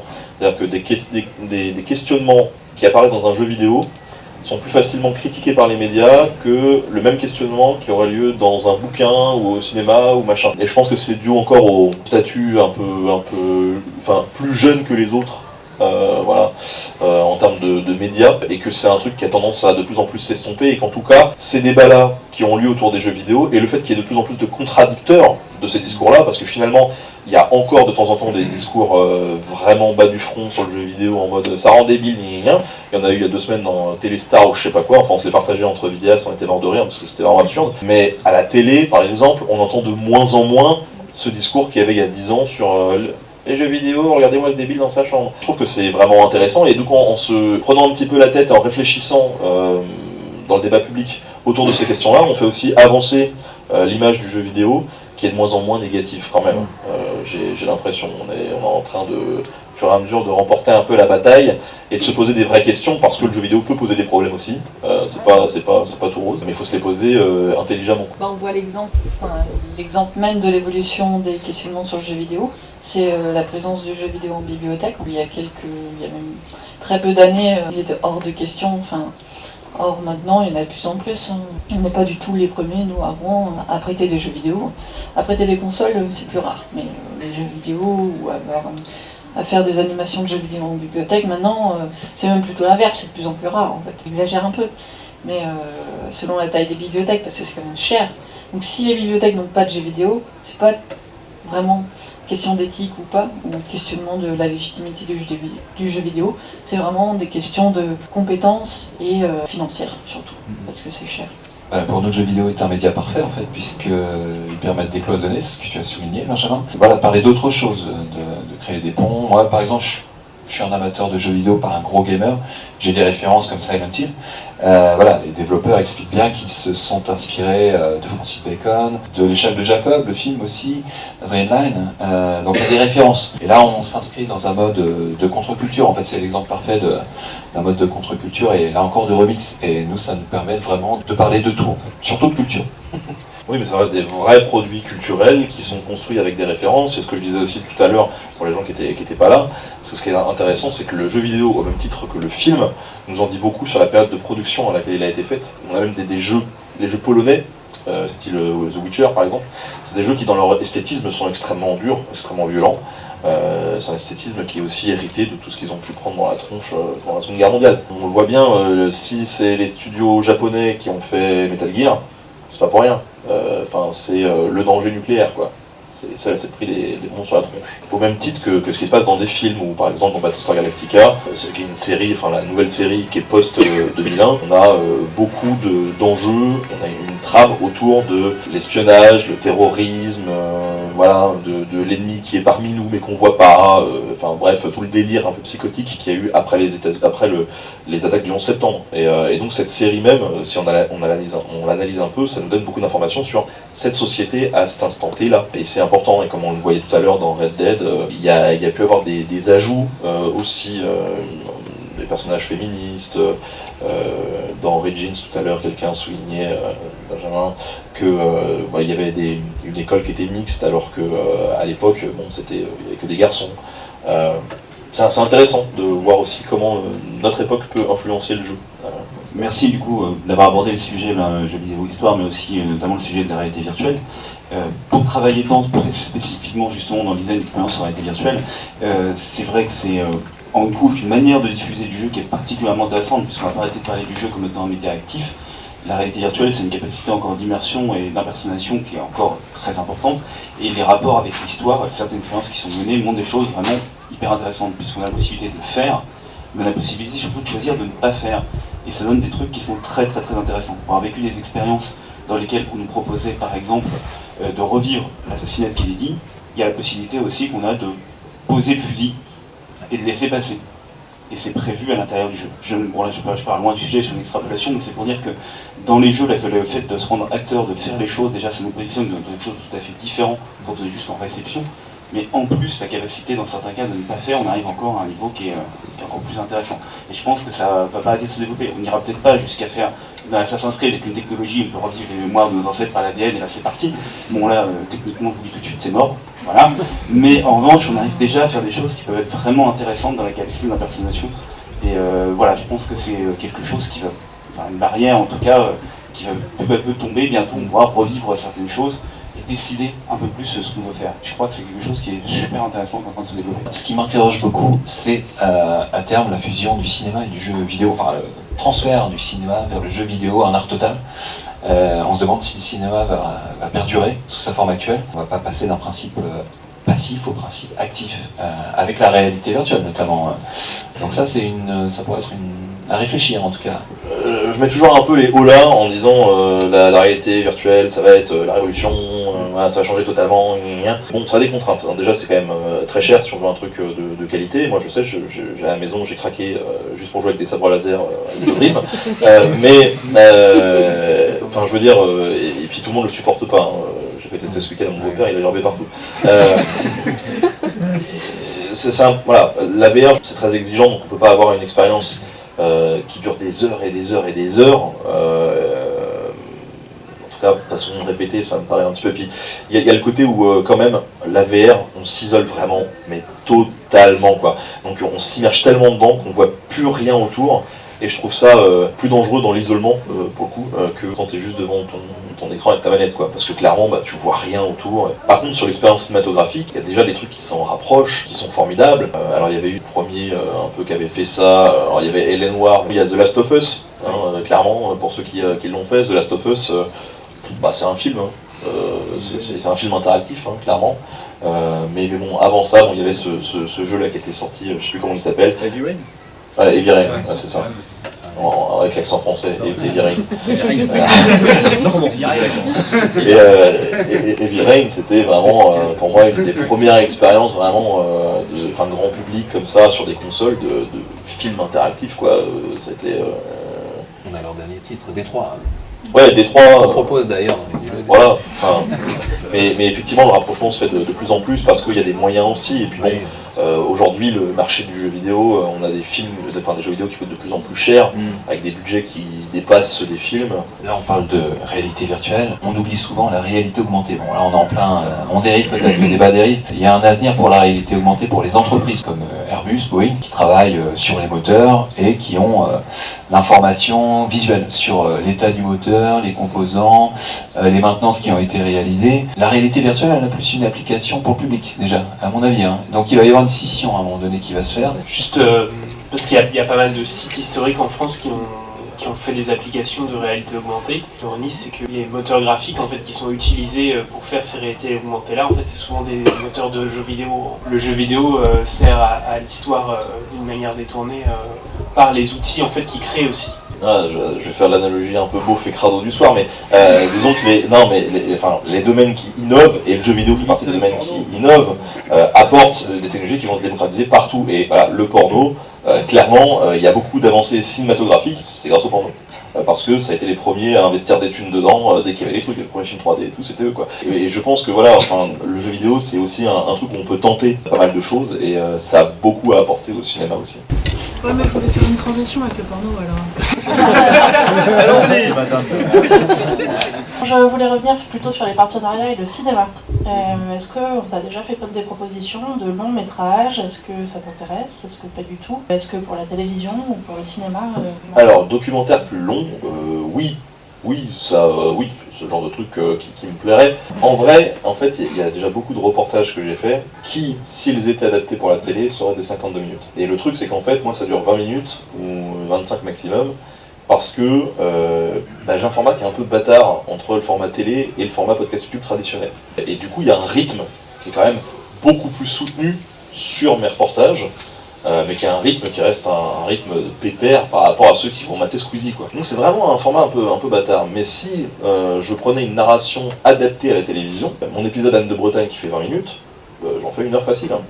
Parce que je rajoute des pauses musicales partout, je parle beaucoup plus lentement, donc je serai en capacité de le faire. En fait, moi j'ai reçu plusieurs propositions de plusieurs boîtes de prod pour des documentaires télé, des trucs machin, et je refuse en fait. Ça m'intéresse pas. Ça m'intéresse pas pour l'instant parce que j'ai ma liberté sur internet, il y a un public qui en plus qui est là aussi, on me fait pas chier, je suis le seul décisionnaire et surtout je suis vraiment en position de force. Si à un moment donné j'ai un partenaire qui commence à me dire oulala attention on va plutôt faire ça et tout, je peux me permettre de lui dire bah non, tu vois, je fais ce que je veux. Alors que quand tu es dans un processus télé, c'est différent quand même. T'as des comptes à rendre, au-dessus il faut qu'il y ait des validations, les trucs, des fois tu veux dire quelque chose, ils disent ah bah non. Enfin, il y a tout de suite une part de négociation qui rentre là-dedans, qui moi me gonfle sérieusement. Et puis clairement, là, sur tous les partenariats que je fais, donc je reçois beaucoup plus de propositions que ce que je peux accepter. Donc déjà, je suis très sélectif. Et à partir du moment où je sens, même dans le premier mail, qu'il y a soit du dédain en mode bon, je suis juste là pour faire la pub et puis tais-toi, quoi, ou qu'il y a une volonté d'imposer une certaine vision des choses, je stoppe direct. Je leur dis, vous avez beau me proposer les gars, même proposez-moi 50 000 balles, il n'y a pas de problème, je vous dirai non quoi, parce que moi ça m'intéresse pas.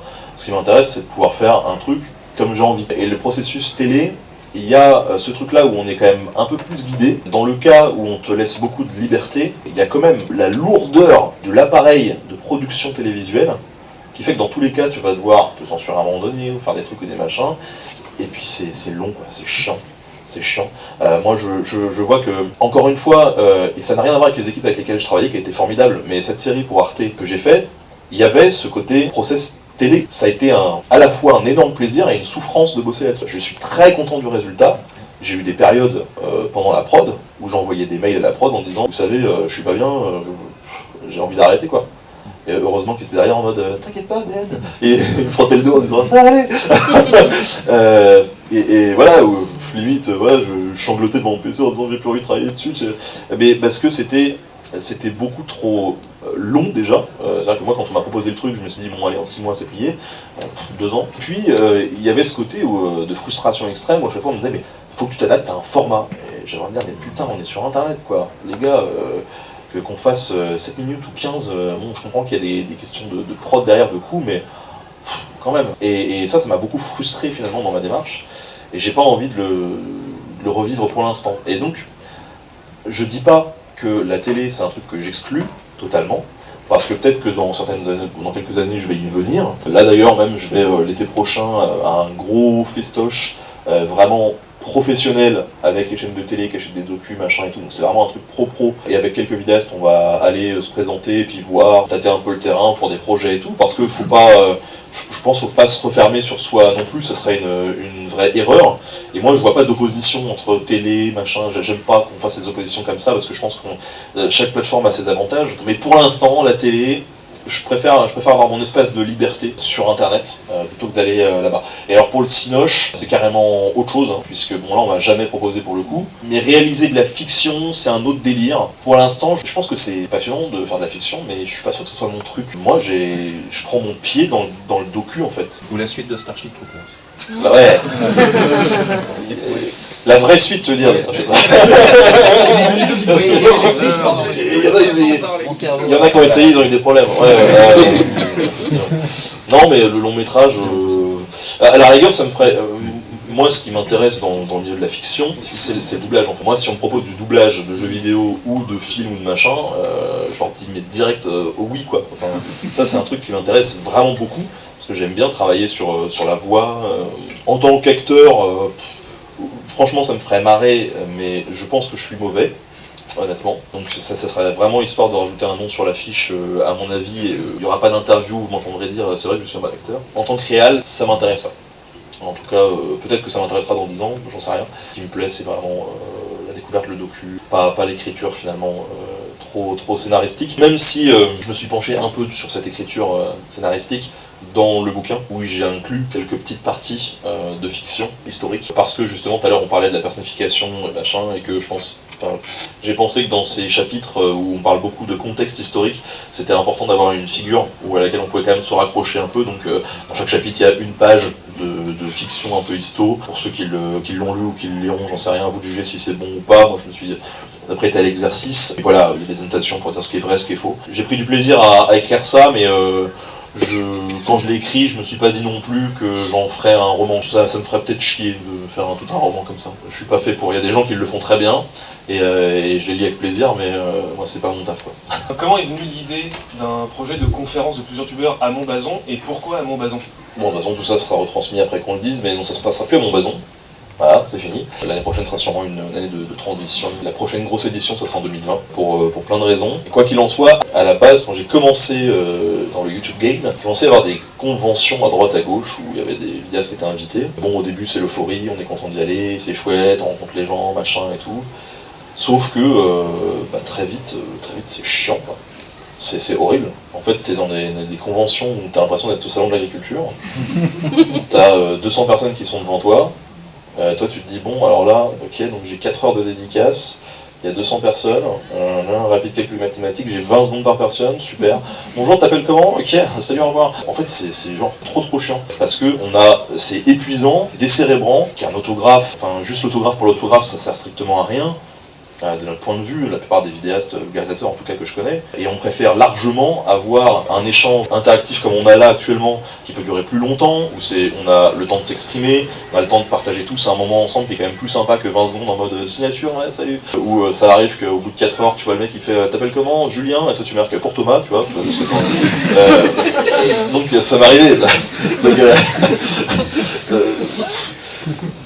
c'était vraiment, on avait plus trop envie de vivre ça, et bon, ça m'arrive de continuer à faire des séances de dédicaces parce que voilà, il y a quand même des côtés positifs, faut pas tout jeter. On avait envie d'avoir ce truc-là. Et donc, assez rapidement, avec ma femme qui m'aidait quand même pas mal sur l'émission et qui me file toujours des coups de main d'ailleurs, qui avait lancé sa propre chaîne, qui va lancer bientôt les Top Over Kaleidoscope, pour ceux qui veulent découvrir. On s'est dit que ça serait bien de pouvoir organiser notre propre événement.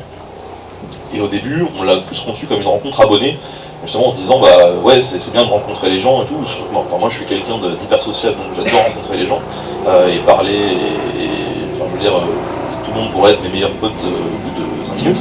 Et du coup il y avait cette idée là de se dire bon, on fait au moins une rencontre abonnée quelque part, rencontrer les gens et puis parler, un peu ce qu'on est en train de faire là quoi. Sauf qu'au début on se dit ouais, on fait ça dans un parc, pas loin de la maison, machin, on se prend pas trop la tête. Il y a eu cette réflexion là très tôt quand même dans la chaîne, et puis boum, la chaîne a explosé très rapidement aussi, et là on se dit bon, si on fait même un post Facebook en disant rendez-vous dans tel parc, on va se retrouver avec les flics sur le dos. Ne le faisons pas, faut faire les choses intelligemment. Donc l'idée était un peu enterrée, et puis à un moment donné, j'ai eu quelqu'un de la forteresse de Montbazon qui m'avait envoyé un mail en disant ouais bah je sais pas si tu sais mais près de chez toi il y a la forteresse de Montbazon, viens de ces quatre. Et puis j'y étais, j'ai vu le site, tout de suite ça m'a beaucoup plu, j'ai surtout vraiment apprécié les équipes qui travaillent au sein de la forteresse, qui sont des équipes très jeunes et qui ont une vision vraiment très moderne de ce que doit être la transmission de l'histoire. Et donc en fait ça a été un peu comme un pari. Le proprio à l'époque connaissait pas du tout YouTube, je lui expliquais un peu ce que je faisais, et puis tous les deux on s'est un peu mis en danger en disant bon bah on tente un truc. Du coup j'ai fait une vidéo en disant ouais bah on se fait une soirée, c'est Montbazon dans le 37, venez ça va être cool. Et on a un peu improvisé le truc, on n'avait aucun moyen d'organisation, on avait foutu un Google Doc en description de la vidéo en disant ceux qui veulent venir, vous vous inscrivez. Et du coup on s'est retrouvé avec un Google Doc avec genre 500 inscrits, et on se disait mais dans les 500 inscrits ça se trouve il y a un petit malin qui a fait genre 200 faux trucs, finalement on va se retrouver à être pas assez, et vu qu'on aura mis des thunes dedans, on va pas pouvoir arriver à un équilibre et on va pas pouvoir le refaire. On s'est dit ça se trouve ça va avoir un tel succès, il y a plein de gens qui se sont pas inscrits, ils vont venir et on va se retrouver dans la merde, on va être complètement dépassé.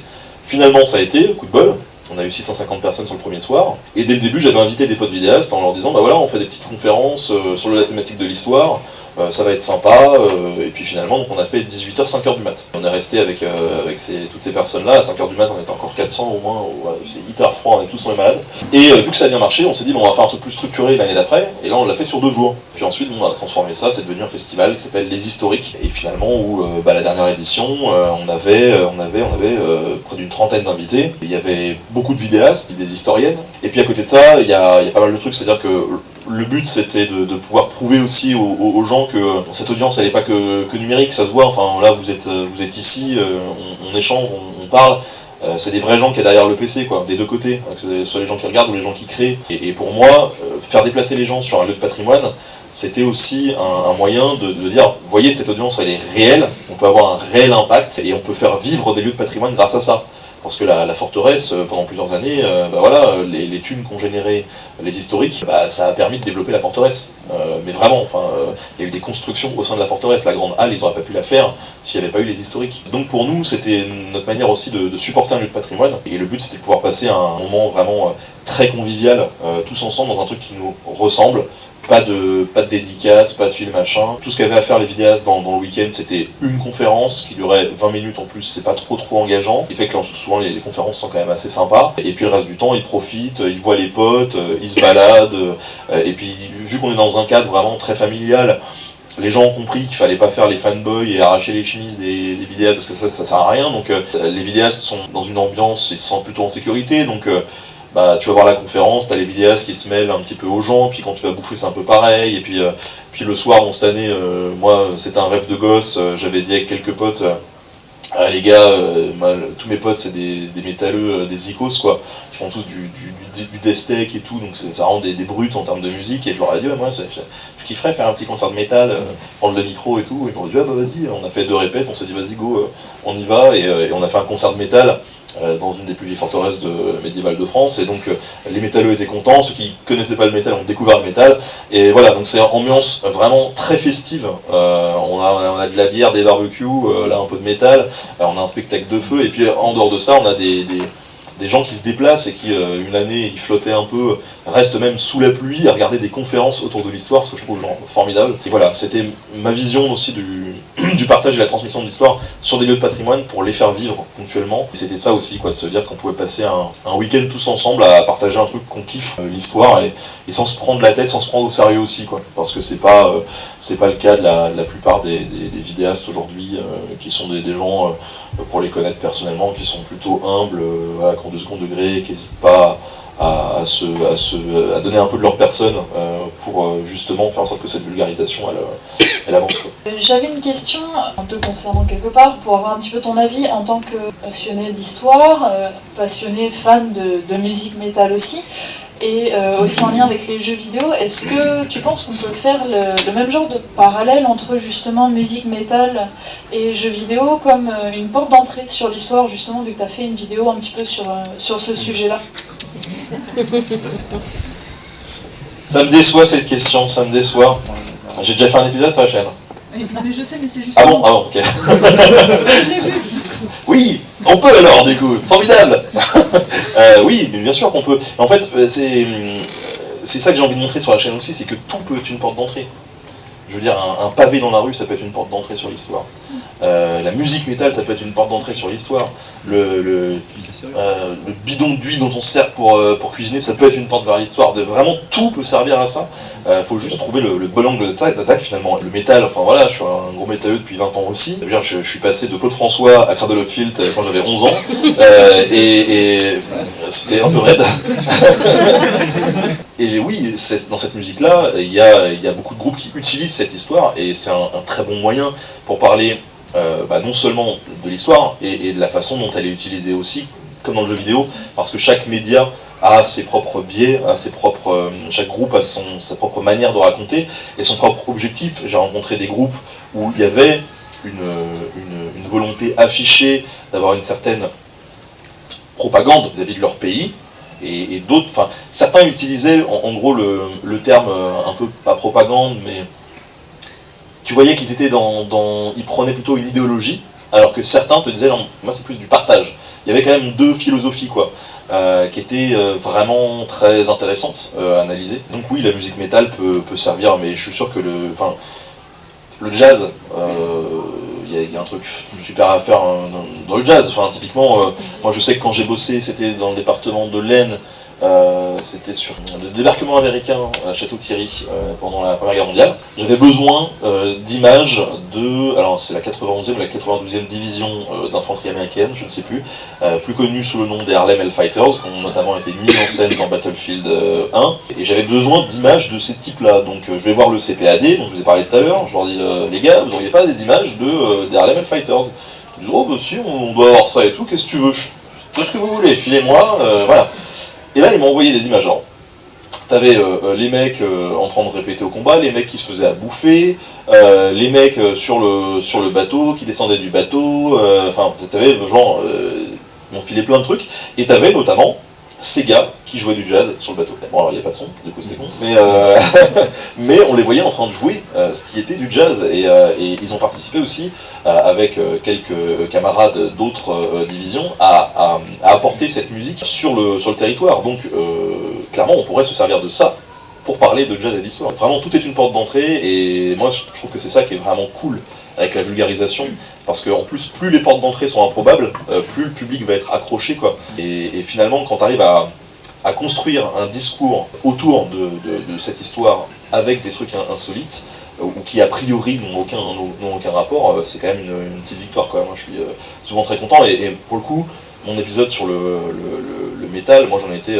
hyper fier, quoi. J'avais beaucoup bossé dessus, et j'étais vraiment content de le sortir et de mettre un petit peu de moi là-dedans, et voilà, je sais que ça a plu à beaucoup de gens, et certains puristes qui se sont dit ouais, il va pas aller loin, comme d'habitude, mais moi j'étais content en tout cas de ce que j'ai fait. C'est une vidéo, pas une thèse.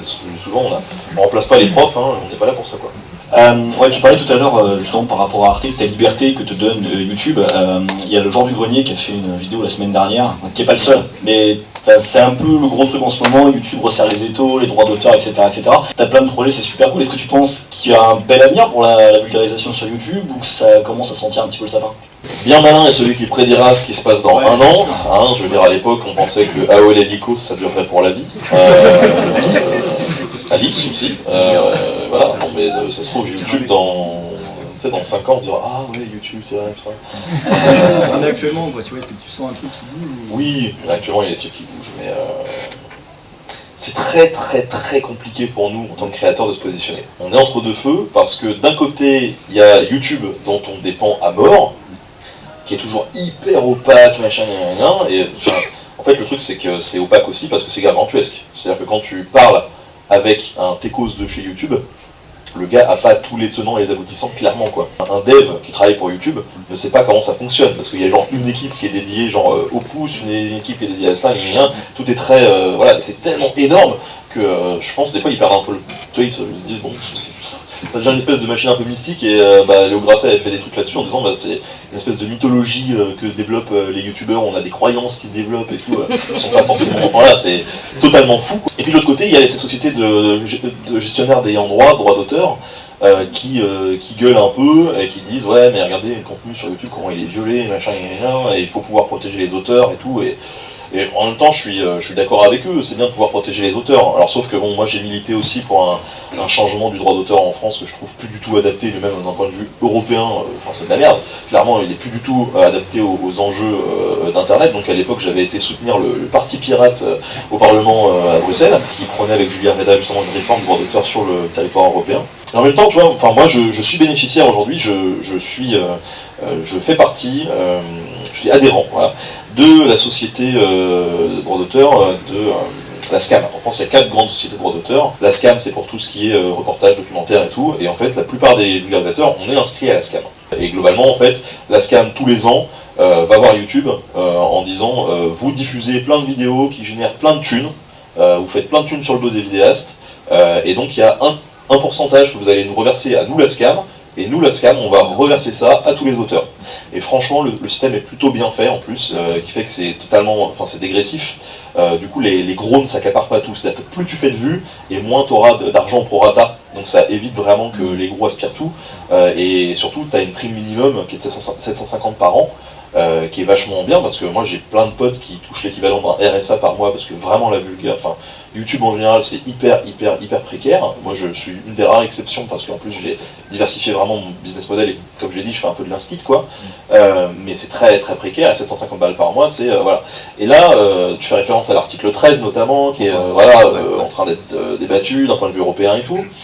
D'un côté, on a, moi je veux dire, la SCAM, ils m'ont appelé, ils m'ont dit ouais Ben, on aimerait bien t'envoyer à Bruxelles pour que tu représentes la SCAM et que tu défendes un peu nos intérêts pour l'article 13. Je leur ai dit pas trop chaud, écoutez, mais rappelez-moi quand même, hein, peut-être qu'un jour j'accepterai un truc, mais voilà, j'ai pas trop voulu me mouiller. De l'autre côté, on a YouTube qui, étonnamment, pour la première fois de source sûre, appelle directement des vidéastes au téléphone, en disant, tu sais, l'article 13, machin et tout, ça va tout détruire sur ton passage, il faut vraiment que tu te mobilises derrière nous. Et tu vois, bon, quand tu te fais niquer par YouTube pendant 3-4 ans, et puis que tu galères, t'as pas de réponse, machin, et puis du jour au lendemain, tu sais, il faut nous soutenir, hein, parce que là si on prend un coup, bah tu tombes avec nous. Hein. Donc là, t'as plein de vidéastes, y compris des gros, qui étaient en mode, oulala, putain, effectivement, on flippe, qu'est-ce qui va se passer? Et qui diabolisent absolument l'article 13 et tout, et bon, le joueur du grenier a une réflexion dessus, et je pense qu'il a pas tort. Ça va être un mélange de ça, c'est-à-dire que c'est pas vraiment ce que nous dit YouTube qui va être appliqué, parce qu'en plus, ce que disent les sociétés de droits d'auteur françaises, ils disent mais en fait pour les Français ça va rien changer, parce que typiquement ce qu'on demande est déjà appliqué par le Content ID de YouTube qui va, voilà, et c'est surtout pour d'autres pays que c'est mis en place. Alors peut-être que ça va durcir les trucs, j'en sais rien. Ce qui est sûr, c'est qu'il faut qu'on fasse aussi évoluer nos usages. Moi, typiquement, mon plus gros problème, notamment au niveau des démonétisations, c'est pas parce que je n'ai pas les droits. Ça m'est arrivé très rarement de me faire démonétiser parce que j'avais pas les droits. Parce que souvent j'utilise, alors les trucs dont j'ai pas les droits que j'utilise, ça peut être une image de temps en temps. Et ça, bon, en l'occurrence les gens s'en foutent, ou je suis tombé sur un con une fois, où j'avais utilisé une image, j'avais mis libre de droit machin, qui était sur un site, et puis il se trouve que ce site-là l'avait volé à un autre gars, qui était un auteur allemand et tout, donc le gars 2 ans après m'a contacté, parce que j'avais utilisé sa photo, enfin une partie de sa photo pour faire ma vignette, et du coup il voulait m'attaquer. Du coup ça a dû se résoudre à l'amiable, c'est-à-dire que j'ai pleuré, mais j'ai lâché 600 balles pour une image que j'avais utilisée il y a 2 ans, je sais pas ce que je pense, hein. Et en même temps, moi j'utilise déjà beaucoup des audiothèques voilà, qui sont légales, machin et tout. Pour tout ce que je fais en partenariat, j'ai les droits parce que c'est moi qui ai les images, ou j'ai les droits d'exploitation des archives parce que je fais... En fait, dès que je fais un truc genre institutionnel qui est financé, moi je fais tout, mais genre de manière hyper clean, j'ai les droits sur absolument tout. Donc je suis pas inquiété là-dessus. Je suis plus sur mes podcasts traditionnels, où là je m'en fous, typiquement, tu vois, Star Wars, ils se sont fait assez de blé, tu vois, c'est pas moi qui vais leur porter préjudice en faisant une vidéo et en foutant des extraits Star Wars dedans. Visiblement, ça m'étonne. Ouais, mais bon, s'ils ressortent ça, tant pis pour eux. Mais ça serait dommage. Ouais, c'est voilà. Mais bon, je m'en sortirai, tu vois, ça va pas être la mort non plus. Je pense que ceux qui sont impactés, c'est ceux qui utilisent quand même beaucoup de contenu ou d'audio, de choses comme ça, donc ils n'ont vraiment pas le droit. Là, peut-être, ouais, ça va les impacter. Moi, ça m'impactera pas trop. En fait, ce qui me fait plus chier, moi, c'est la politique très chrétienne américaine. Tu vois, la politique à la Facebook, où dès que t'as un téton, bam, ils censurent, tu vois. Ça me fait chier. Et la Seconde Guerre mondiale, t'es emmerdé. Alors, parce que... première, sûrement, surtout, pratiquement, sur les 15 épisodes de Première Guerre mondiale que j'ai eu, j'ai dû en avoir une douzaine qui ont été démonétisés. Et qui ont été remonétisés par la suite, quand j'ai fait une réclamation. Mais sur le coup c'est démonétisé, donc vu que tes vues en plus tu les fais au départ, tu perds toutes tes thunes. Et ça c'est parce que c'est des sujets sensibles, donc faut ménager un peu les annonceurs, putain, je veux dire quand on t'a expliqué que c'est une chaîne qui est éducative, qui a pas pour but de faire la propagande du djihad, à un moment donné, sois sympa quoi, tu vois, arrête de me virer mes vidéos. Le truc c'est que non, il continue, en fait c'est pas un gars, c'est juste l'algorithme de YouTube qui est comme ça. Et quand je demande des vérifications manuelles, les gars derrière ils disent ouais bon c'est bon, c'est safe, ils remettent quoi. Donc moi c'est ce genre de problème que j'ai là, et je suis plutôt épargné par rapport à d'autres. Maintenant c'est sûr que ceux qui ont pioché du contenu à droite à gauche dont ils n'ont pas les droits, bon, faut attendre à se faire allumer, c'est le jeu aussi. C'est compliqué parce qu'effectivement, comme l'a dit le joueur du grenier, il y a des exceptions en principe culturel qui font que tu as le droit de citer un petit bout de 5 secondes d'une musique ou de machin sans payer les droits. Bon, c'est pas appliqué. Voilà, mais en même temps, je pense que YouTube veulent peut-être plus surprotéger, effectivement, pour éviter les poursuites. On verra comment ça évolue. Après, de toute façon, je veux dire, même si YouTube se casse la gueule demain, c'est sûr que ça va être compliqué, mais on trouvera autre chose. Il y a toujours eu d'autres plateformes, d'autres trucs. Moi je suis aussi sur Dailymotion, ça marche pas, mais j'y suis. Il y a eu Yahoo Vidéo ou je sais pas quoi là, ça a duré 6 mois, mais j'y ai été en fait. Parce que je podais juste mes vidéos là-bas, parce qu'en fait t'avais une chance par jour, t'as une vidéo aléatoire qui pouvait être mise en home. Si ça a été mis en home, c'est jackpot, ça m'est arrivé. Mais j'étais dessus. Dailymotion, clairement je suis dessus, parce qu'en fait il y a des journaux qui ont des contrats d'exclusivité avec Dailymotion, et s'ils doivent partager des vidéos, c'est que des vidéos Dailymotion, et pas YouTube. Donc le fait d'être sur Dailymotion, je me dis que tous les journaux, s'il y en a un qui veut parler de moi à un moment donné, il pourra, parce que mes vidéos sont sur Dailymotion, tu vois. Donc chaque réseau a son intérêt. Aujourd'hui, YouTube, c'est gargantuesque, on peut pas s'en passer. Alors, il y en a beaucoup, là, quand je me plains de mes programmes, des merdes que j'ai sur YouTube, ils me disent « Ah bah t'as qu'à faire une solution intelligente comme Peertube, parce que Peertube c'est des Français, et puis ils ont des... Voilà, c'est un truc libriste, machin et tout. » L'idée est géniale sur le fond, en vrai, tu monétises rien du tout, ça marche une fois sur deux, la qualité est dégueulasse. Et en plus, il faut s'y connaître un peu en informatique pour faire tourner le truc. Donc clairement, non, enfin les gens n'iront jamais là-dessus. Donc c'est pas une solution qui est viable, même si je vais y aller, parce que je pense qu'il y a un public aussi. Donc si demain YouTube ferme, je pense que c'est pas la fin de la vulgarisation. Il y aura certaines chaînes qui vont avoir du mal à s'en remettre, ça va être compliqué, mais c'est aussi pour ça qu'il ne faut pas mettre ses œufs dans le même panier. C'est pour ça que j'avais développé un peu les réseaux à côté. Moi, la manière dont j'envisage les choses aussi, c'est pour ça que je ne me ferme pas aux éventuels programmes télé dans le futur. La manière dont je travaille aujourd'hui avec les institutions et autres, pour moi, c'est peut-être mon CV du futur, tu vois. C'est-à-dire que si dans 5 ans YouTube se casse la gueule, qu'il n'y a plus aucun moyen de faire ce que je veux, ce qui me ferait vraiment chier, et à ce moment-là, je retournerai, je pense, vers une sorte de film instit, où là je pourrais dire, regardez, voilà ce que j'avais fait à l'époque, et refaire du conseil aussi un peu en communication, ou peut-être que je me trouverais une planque dans un musée ou un château au département com, et je serais très content, parce que ça m'irait aussi. Mais c'est comme ça que j'envisage aussi le futur. Pour moi, ce ne sera pas une fin. Si ça dure 15 ans et que pendant 15 ans je m'épanouis encore sur la plateforme, tant mieux, je serai très content. Maintenant, même si dans 5 ans YouTube est toujours là mais que ça me gonfle et que j'en peux plus et j'ai envie de faire autre chose, je ferai autre chose. Je pense que c'est important de pouvoir se diversifier, tester d'autres trucs. C'est pour ça que c'est pas parce que j'ai une émission d'histoire sérieuse entre guillemets que je me prive, je l'ai déjà fait, d'être en direct sur Twitch le soir à jouer à PUBG quoi. Et clairement, c'est... Tu parlais tout à l'heure de tes débuts sur YouTube et des premières sources que tu as pu utiliser. Et d'ailleurs bravo pour ton travail, la qualité de tes recherches. Aujourd'hui tu as vraiment un format de vidéo qui est vraiment impressionnant. Mais justement, moi ce qui m'intéresse c'est plutôt le début. Où tu parlais de tes débuts donc, qui étaient un peu balbutiants.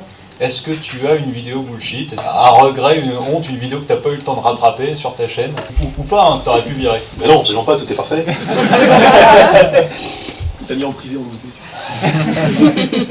Non, mais les vidéos du début en fait, bon, je la regarde pas, hein, mais bon, je trouve que ça a chier, clairement. Mais y a pas, j'ai eu la chance de pas dire de conneries. J'ai pu être un peu succinct sur certains trucs. D'ailleurs, au début, c'était comme je le disais, un peu de l'histoire anecdotique. Donc, de mon point de vue, ça a quand même, en termes de pédagogie, ça a quand même beaucoup moins d'intérêt que ce que je fais aujourd'hui. Et heureusement qu'il y a une évolution. Après, bon, je les laisse. Voilà, ça sert à rien de les supprimer, d'en avoir honte. Voilà, j'ai commencé comme ça. Il y a du chemin qui a été fait depuis, ça se voit, tant mieux. Maintenant, il y a une vidéo que j'ai supprimée de la chaîne. Ah. Mais c'était une vidéo très spéciale. C'est pas une vidéo qui venait de moi d'ailleurs. La deuxième fois que j'étais à Bruxelles au Parlement, j'avais été envoyé parce que un député roumain avait organisé une réunion un peu internationale avec, le but du jeu c'était sur 2 jours, il devait y avoir une délégation de vidéastes, youtubeurs, qui rencontraient des eurodéputés de son pays pour défendre un peu son métier et montrer ce qui se passait, quoi. Donc nous on était 2 Français, on a été là-bas, ça s'est plutôt mal passé puisque le seul pays qui a dynamité la réunion de son côté ça a été la France. Mais il y a un truc positif là-dedans, c'est que j'avais pu rencontrer dans la délégation allemande les gars qui faisaient à l'époque Kurzgesagt, qui s'appelle In the Nutshell, qui est vraiment une chaîne de tarés, ouf, trop bien, qui est une chaîne allemande mais qui ont un speaker anglais. Franchement je sais pas combien de millions d'abonnés ils ont, mais ils font des sujets scientifiques, beaucoup, sociologiques, machin et tout. Et du coup on avait sympathisé là-bas et tout, et il y a un des 2 créateurs, Philippe, qui m'avait envoyé un message à un moment donné, c'était au moment où, dans toute l'Europe, il commençait à y avoir un anti-européanisme très prononcé, qui a toujours d'ailleurs, et il a dit bah voilà, nous on a décidé de faire une vidéo sur l'Europe, on a différentes sensibilités au sein de notre équipe, parce que les gars ils sont, à l'époque en tout cas, maintenant ils doivent être 25 ou 30, mais ils étaient déjà plus de 16 sur la chaîne, parce que c'est avec du motion design, et ils ont fait une vidéo sur l'Europe et qu'est-ce qu'apporte l'Europe finalement. Et il me dit bah nous on va toucher un public anglophone, mais on aimerait bien toucher un public francophone aussi, et que cette vidéo touche le maximum de personnes possible. Donc est-ce que tu accepterais de réupload cette vidéo sur ta propre chaîne, et surtout de faire le doublage en français. Et donc alors moi je me suis dit putain, une collab avec In the Nutshell, ok, ça me bien. J'adorais la chaîne et tout, je me dis, ok, on y va. Et puis je trouve, au-delà de ça, je trouvais qu'il y avait un message intéressant, puisque politiquement, et là c'est peut-être une des fois où peut-être j'ai pas pris suffisamment de recul, notamment avec la chaîne, mais avec le recul je l'assume quand même. Moi je suis quelqu'un, je suis pas anti-européen du tout, je suis plutôt pro-européen. Par contre, je trouve que l'Europe actuelle est vraiment très mal foutue, et on peut pas continuer avec une Europe comme ça en fait. Et le truc c'est que la vidéo était quand même, ça présentait un peu l'Europe comme étant un peu une bisounours quand même. Mais moi je me suis dit, dans le climat actuel, merdique, d'anti-européanisme latent, où les gens disent l'Europe c'est de la merde, machin, ils savent même pas à quoi ça sert, et c'est vraiment une réaction épidermique finalement, je me suis dit bah ça serait bien d'avoir un contrepoint quand même sur internet, le royaume de la parole dissidente, tu vois, d'avoir quelque chose qui va dans ce sens-là quand même si j'étais pas d'accord avec tout ce qui était dans la vidéo. Et donc j'avais accepté de le faire, j'ai publié cette vidéo-là, à la fin, j'avais précisé d'ailleurs, attention, moi je suis pas d'accord avec ces points-là, machin et tout, il s'agissait juste de partager ce discours-là que je trouve intéressant, parce que ça donne aussi un autre point de vue sur l'Europe, et que, à titre personnel, je trouverais dommage de perdre l'Europe et qu'on se recroqueville tous comme des cons sur nous, quoi. Comme le fait actuellement en Angleterre. Et donc j'ai eu beaucoup de retours négatifs sur cette vidéo par rapport à d'autres vidéos. Ce qui a été chiant parce que finalement, 2 ans après, toutes les semaines, c'était encore la vidéo la plus commentée, tu vois. En fait, je me suis pris, Assolino il a fait 1%, mais alors je me suis pris tous les fans d'Assolino sur la gueule. Ils sont très actifs sur les réseaux. Hein. Mais au-delà de ça, le fait est que il y avait toujours ce truc qui fait que j'étais pas totalement d'accord avec ce que j'avais diffusé quand même. J'avais des réserves quand même, moi, sur ce que j'avais diffusé. Et je pense qu'à l'instant T, quand je l'ai fait, c'était bien de le faire. Mais 2 ans après, ça avait plus sa place, finalement, sur la chaîne. Donc j'ai décidé de supprimer cette vidéo, qui n'est plus accessible aujourd'hui. Et c'est vraiment la seule fois où j'ai supprimé quelque chose. Et je ne l'ai pas fait, genre, c'est pas un regret que j'ai, mais c'est juste que, voilà, à ce moment-là, ça correspondait plus non plus à la vision que j'avais envie de défendre, parce que il y a encore 2 ans, je pensais qu'on pouvait améliorer les choses, et j'ai toujours envie de le croire. Mais bon, quand on voit la lourdeur administrative de l'Europe, c'est compliqué, quoi. Donc voilà, si j'avais une vidéo, en fait, j'aurais aimé qu'elle soit beaucoup plus nuancée que celle-là, quoi. Clairement. C'est pour ça que je l'ai supprimée. Merci. Merci à tous d'avoir joué le jeu. C'était très intéressant, c'était très sympa aussi. Merci de ta présence. Merci à vous d'avoir été nombreux. Voilà, parce que si vous voulez en discuter encore un petit peu, je vais rester dans les parages, je prends juste 5 minutes de pause et puis je reviens par ici.